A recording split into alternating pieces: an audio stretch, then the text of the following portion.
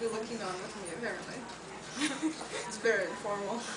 Why don't you, can you read it if you want? I just want to see the colors, though. Actually, the president's advisors Highlight, color color code, code everything. different laws and Alright, sections. alright. Sure.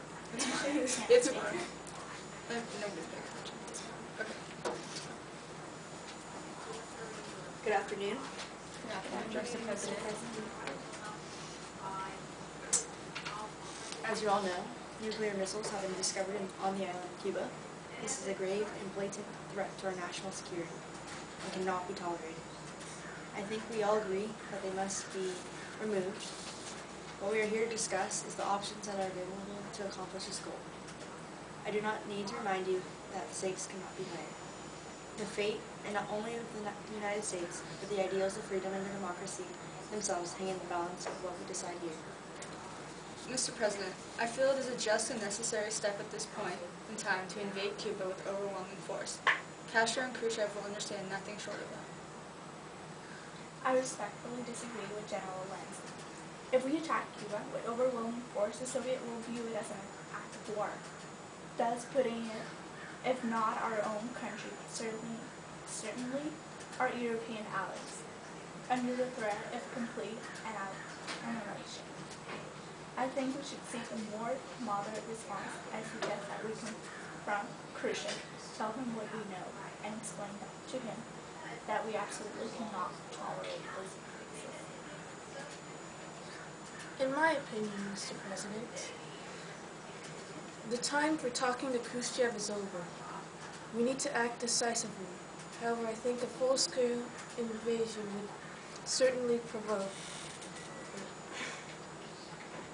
would not be appropriate because of the profound consequences it will most certainly provoke. It would, after all, be considered an act of war. I think a more appropriate action is a surgical strike on the missile bases. That way we can eliminate the threat without severe loss of life. Wouldn't we consider an attack on our missile bases in Turkey by the Soviet Union an act of war?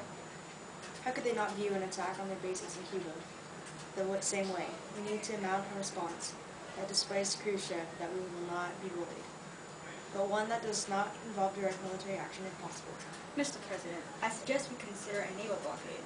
It would be relatively easy to accomplish rapidly, and it would not involve direct military action, but it would certainly send a forceful message to both the Soviets and the Cubans. With all due respect to Admiral Anderson, a naval blockade is considered in international law as an act of war. It is true that under international law, naval blockade could be considered an act of war, but not as provocative as airstrikes against the missile bases, and certainly not as a full-scale invasion. Khrushchev is a bully, and bullies only respond to shows of force. Even Stalin showed a level of restraint when he continued to supply Berlin after he imposed a blockade. Even he finally backed down after we stood up and showed him that this blockade would not work. How truly reckless is Khrushchev? I know the decision I have to make will ultimately answer this question, but I also know the decision I will reflect upon my own values and the fundamentals of my own character just as deeply, if not more.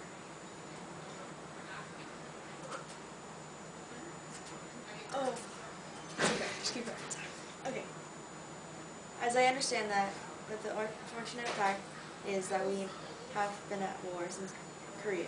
Thus, it seems to me that our primary obligation is not necessarily to abide by the letter of international law, but to prevent this war from escalating. We must concentrate on the spirit more than the letter of the law. If we abide by the requirements of international law and simply demand arbitration, we will escalate the situation. We must act, but in a measured way, and it seems to me that Admiral Anderson's suggestion of a naval blockade is a forceful but nonetheless measured response. Is there a way that we could limit it further to include only military supplies, not civilian ones?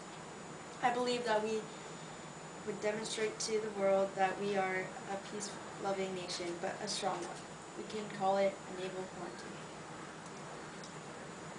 I understand your concerns, Mr. President, but as you yourself pointed out, a blockade, or so-called quarantine, or whatever we want to call it, and no matter how muted a response it might seem to us, it is still technically an act of war. We must be prepared for it to be interpreted as such by the Soviets and the Cubans. Is that a thought? No. We are at the. Okay, That's a thought. Yes. okay, that's a thought. Yes, we must put our troops. Okay. Yes, we must put our troops on full alert immediately. Now, how quickly can we establish a naval quarantine? And how exactly should we deploy it? Also, I think we need to work up a detailed plan for a surgical strike on the missile bases just in case.